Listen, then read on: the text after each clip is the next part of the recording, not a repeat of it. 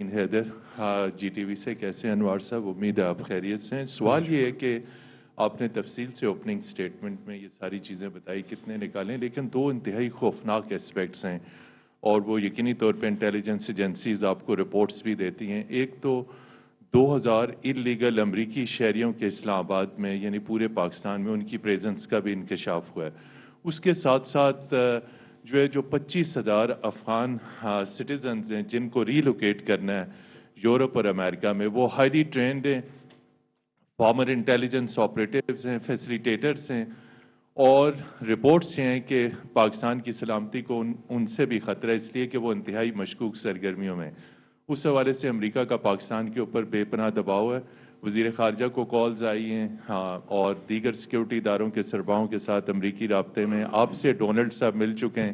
تو یہ بتائیے کہ آخر ہمارا ان کے بارے میں موقف کیا ہے؟ وہ بالکل ان ڈاکومنٹڈ ہیں، ان کو ہم نکال رہے ہیں، ان کو ہم نہیں نکال رہے، چونکہ امریکنز کہہ رہے ہیں ان کے لیے ٹائم ہمیں زیادہ چاہیے، اور اس سے ظاہری بات ہے ہمیں ان کی اس قسم کی پریزنس پہ تشویش بھی ہے۔ تو اس حوالے سے بتائیے گا، یہ جو امریکنز ہیں، یہ جو افغانی ہیں جن کو ریلوکیٹ کرنا ہے امریکہ کی طرف، اس حوالے سے پاکستان کا موقف، اور ذرا سا یہ بھی بتائیے جو طالبان پارا چنار کی طرف اس وقت جلگار کیے ہوئے ہیں، پارا چنار بھی پاکستان کی ٹیریٹری ہے، اور وہاں پہ ابھی تک جو کلیشز ہیں وہ چل رہے ہیں، تو وہاں پہ بتائیے کہ سیکیورٹی ادارے وہاں پہ اپنے پاکستانی سٹیزنز کے تحفظ کے لیے کیا کر رہے ہیں؟ بہت شکریہ۔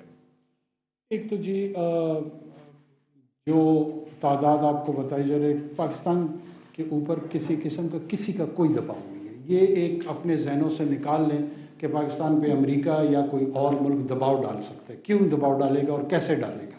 کیا کرے گا؟ پاکستان کے خلاف کوئی ملک اعلان جنگ کرنے جا رہا ہے؟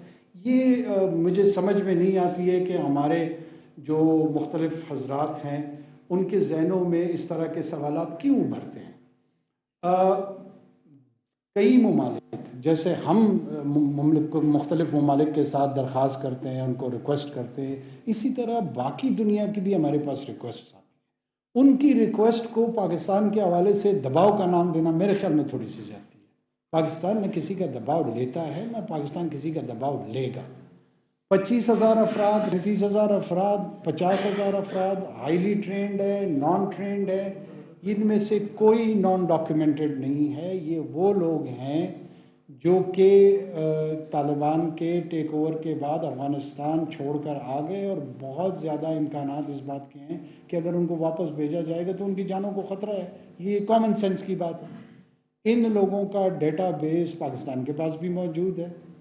ان کا ڈیٹا بیس جن ممالک میں جو ان کی ہدف ہے، جہاں انہوں نے جانا ہے، ڈیسٹنی ہے ان کی، ان کے پاس بھی موجود ہے۔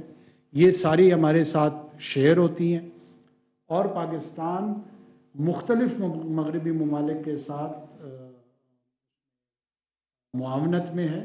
جو لوگ جن کے ساتھ انہوں نے کام کیا ہے وہ اپنے ممالک میں لے جا کر وہاں پر ان کو سیٹل کرنا چاہتے ہیں، تو اس میں پاکستان کا کیا اعتراض ہے اور کیوں اعتراض بنے گا؟ اور یہ وہاں پہ جا کے کس طرح پاکستان کی سلامتی کے لیے خطرہ بنے گا؟ مجھے مطلب یہ بات کے کسی پہلو کا سمجھ میں نہیں آتا۔